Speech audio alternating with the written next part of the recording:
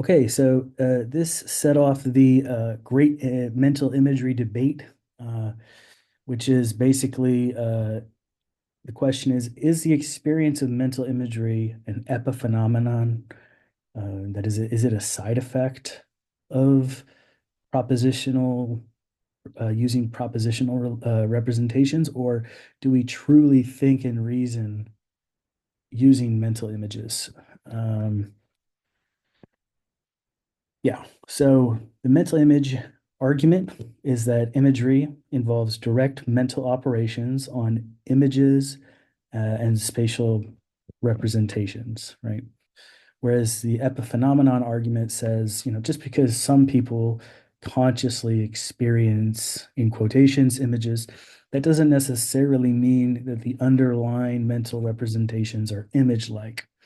It could just mean that it is kind of the experience of mental imagery is sort of like an illusion you could think of. Um, and as I mentioned, people started thinking about brains and minds as computers, right?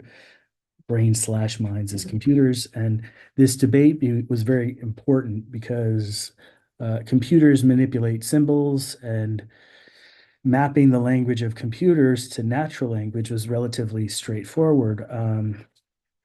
But this mapping isn't as straightforward with imagistic representations. And I think the textbook elaborates on this point quite a bit.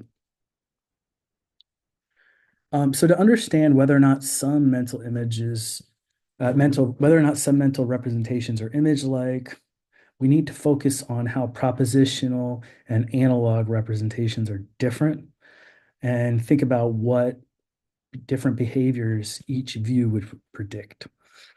And so one set of experiments that was done tried to basically, well, let's just show it. So one potential way to test this is by trying to encourage people to imagine things from different distances. So, you know, imagine an elephant and a rabbit sitting next to each other, right? Um, Whereas if I said, imagine a rabbit and a fly next to each other, right?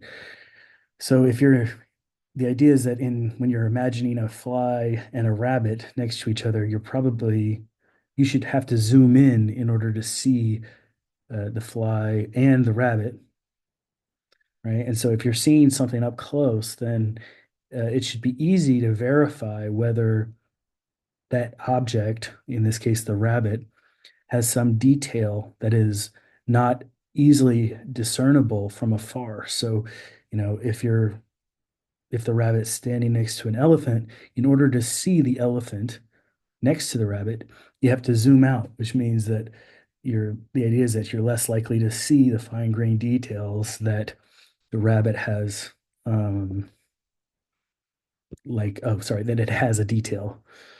Uh, and so the idea here was, the question was, does the rabbit have whiskers? Right?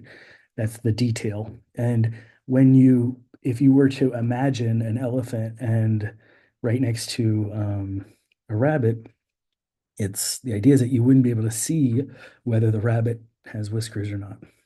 Um, and so the object is too small because of this. And so you would have to zoom in to answer the question, which I believe, yeah, it should take more time to zoom in. So if you start with imagine an elephant and a rabbit next to each other, okay, does it have whiskers? Well, it's hard to see it. So you'd have to zoom into the rabbit in order to do that. Whereas if I tell you to imagine a fly next to the rabbit, you can see the rabbit already up close and you can verify whether it has whiskers much faster than you would if you imagine an elephant next to the rabbit. This is a very clever manipulation, I would say. This is a subtle manipulation to get participants to sort of quote unquote see the rabbit or imagine the rabbit close up or from a farther distance without actually telling them uh, to do that. That's the point of the experiment. You don't want them to behave in a way that is consistent with what the participant expects or thinks you're expecting, right? So that's why they did this. And indeed, that's precisely what they found was that um, when you imagined the rabbit next to a fly, it took less time to verify that it had whiskers compared to when you thought of the elephant next to the rabbit. So it suggests that people are actually engaging in mental imagery. And yeah, people were faster to answer questions when the comparison object is smaller, just as if they saw the rabbit closer or farther in real life. Okay, another experiment comes from, so this is size and imagery experiments, size and imagery experiment. We'll talk about mental scanning now. So the idea here is participants were shown, let's say, an image of a boat, right? And then, of course, the boat was gone, it disappeared, and now participants were told or asked, imagine the boat that I showed you and just focus on the steering wheel, right? And then they were asked, okay, now look for the motor.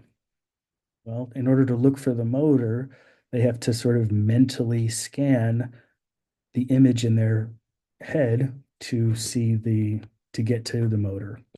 This is the idea. And then, look for the anchor. Now they have to go all the way from the back of the boat to the front of the boat, right?